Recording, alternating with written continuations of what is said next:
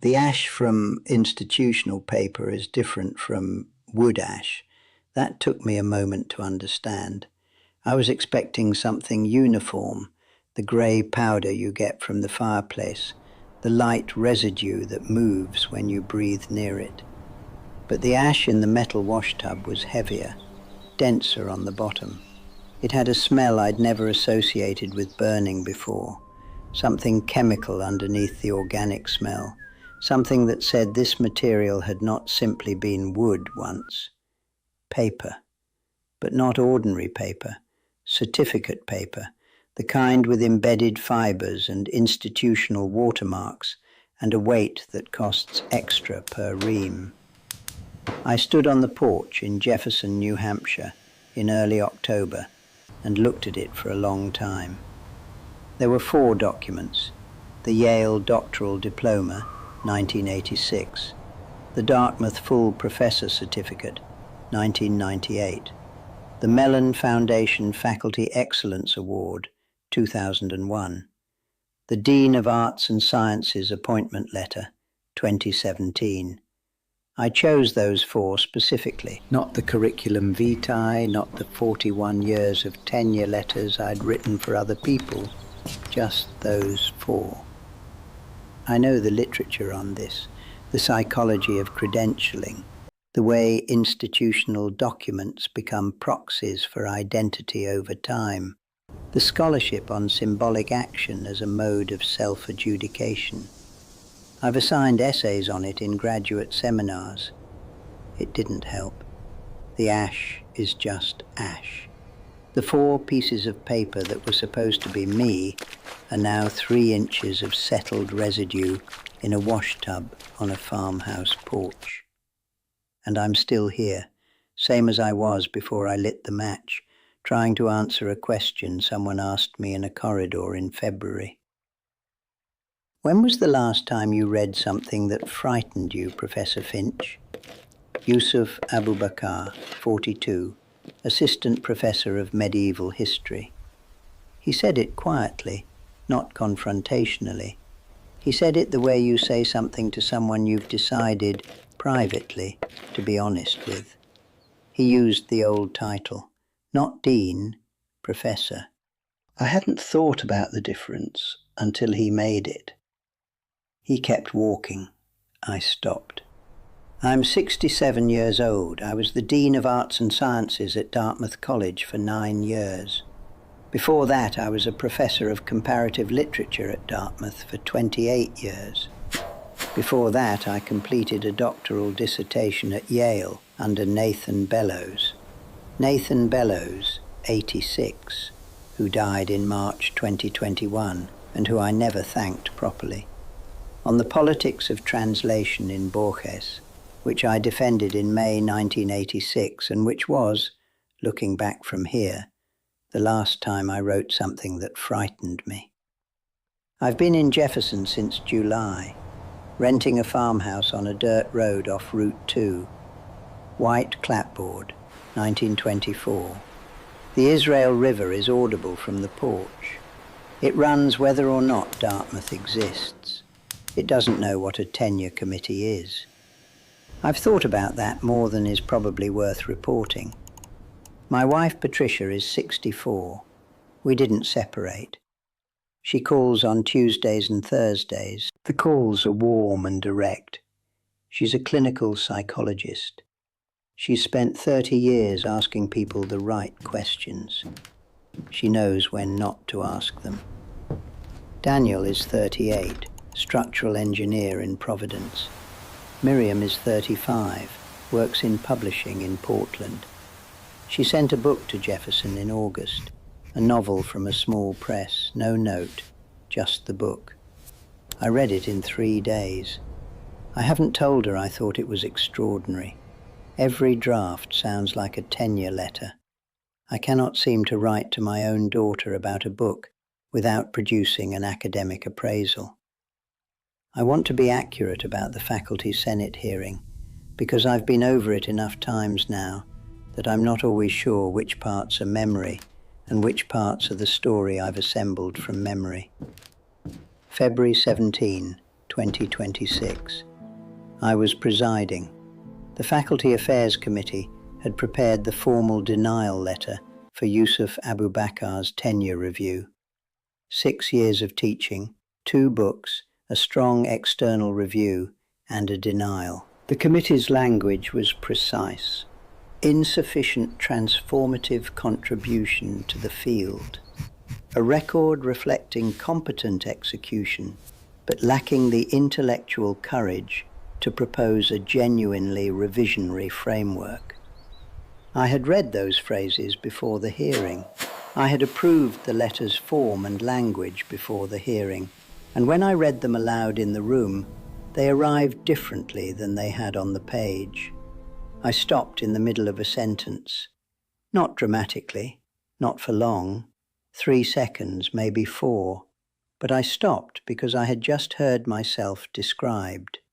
41 years, competent execution, lacking the intellectual courage to propose a genuinely revisionary framework.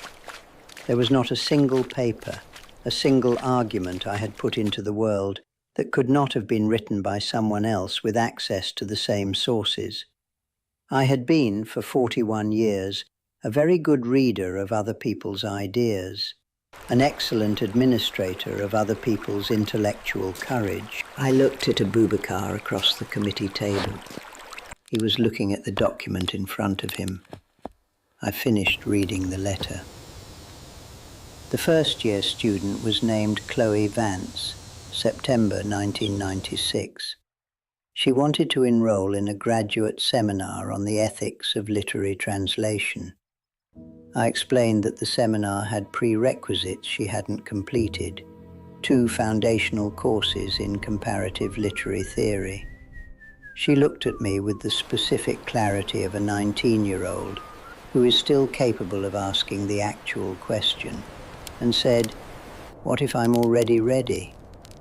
I told her the policy was the policy.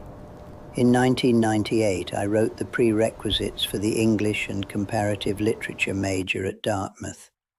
4 core courses required before any elective. I remember the deliberateness of it. What must come before? What must precede what? The other book I never wrote was going to be about the ethics of the prerequisite structure in humanistic education. I had an outline in 1998. I updated it in 2011. I had a conversation with a publisher in 2013 who was interested. I never wrote the first chapter. I was finishing what needed to come first. I was always finishing what needed to come first. The dissertation I never thanked properly was Miriam Chen's, not my daughter, a different Miriam. Miriam Chen, now 37, who defended in 2011 a doctoral thesis on exile and substitution in Calvino that was the finest original work to pass through my committee in 41 years. I was in a budget meeting when the defense results came in.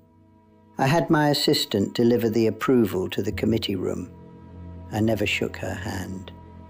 I sent the standard congratulatory email, 3 sentences, warm in the professional sense. She's at University of Chicago now, first book out last year. The title is about Calvino and exile. I haven't read it. Every time I open the file on my laptop, I produce a reason to close it. It's not avoidance, or not only avoidance. It's the accurate fear that the book will be extraordinary, and that I will have to place that alongside the fact that I was in a budget meeting, and that there is no action available that adequately addresses the original failure of attention. I know the literature on this. The Alden Chucker boots are by the door. I bought them in 1998, the week after I wrote the prerequisite structure. They cost $450. I've had them resold 3 times. The leather is hand-welted, indefinitely resolable in theory.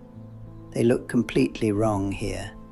I scrape the mud off them every morning on the porch edge, and they still look like the wrong thing entirely. They are from a life that had certain assumptions about what surfaces you walked on. Those assumptions don't hold in Jefferson, New Hampshire in March. But I don't change them out for something that does. The matchbox is on the kitchen windowsill. Diamond brand from the Groveton True Value 2 weeks after I arrived. I used it in October for the burning. There are 2 matches left. I defended my dissertation in May 1986. Nathan Bellows said to me after the committee had voted, we were standing in the hallway, the others had dispersed. He said, "Ed, you have a very clean mind. You should do something that makes it dirty." I thanked him. I went to Dartmouth that September. I didn't know what he meant. I taught my first graduate seminar in October 1986. I administered my first dissertation committee in 1988. I was named full professor in 1995. I was named dean in 2017. My mind stayed very clean. I wrote 2 careful, well-received essays in 1987. I've not published anything since, not a book, not a chapter, not a significant article. I have administered, organized, and enabled. I have been the infrastructure for other people's intellectual courage. I know the literature on this. Nathan Bellows died on March 14, 2021. I was in a faculty planning meeting for the fall curriculum. I wrote a memorial tribute the following month. Warm, accurate, completely impersonal. I described his contributions to the field. I said nothing about what he said to me in the hallway in May 1986. I only know I had one thing to add to that tribute and didn't add it. When was the last time you read something that frightened you, Professor Finch? I've been trying to answer that since February. The honest answer is 1987. A paper by a Spanish scholar named Emilio Manzano on the politics of silence in translation. Not famous, not widely cited. I read it in one sitting, with the particular quality of attention I haven't used since. The kind of reading where you lose the room you're in, where the argument is coming at you faster than you can build your defenses, where you finish a paragraph and have to sit back for a minute because you're not sure you agree and you're not sure you disagree, and you know it doesn't matter which, because the question is already inside you and won't come back out the same way. I never wrote the response I meant to write. I had a seminar to prepare. That was 39 years ago. I know the literature on this. Mount Waumbek was visible above the tree line this morning. Late morning light on the upper snowfields. Cold and clean and indifferent to everything that had happened in the faculty senate chamber in February. Indifferent to the ash in the washtub. Indifferent to the dissertation I never properly thanked, and the books I never wrote, and the question I still haven't answered. 4,761 feet. The mountain doesn't have a curriculum vitae. It has never administered anything. It will still be there in April when the snow comes off. It will be there next winter when it comes back. It doesn't know that I know the literature on this. It doesn't require that from me. The river kept moving. The crows worked their way through the maples, unhurried.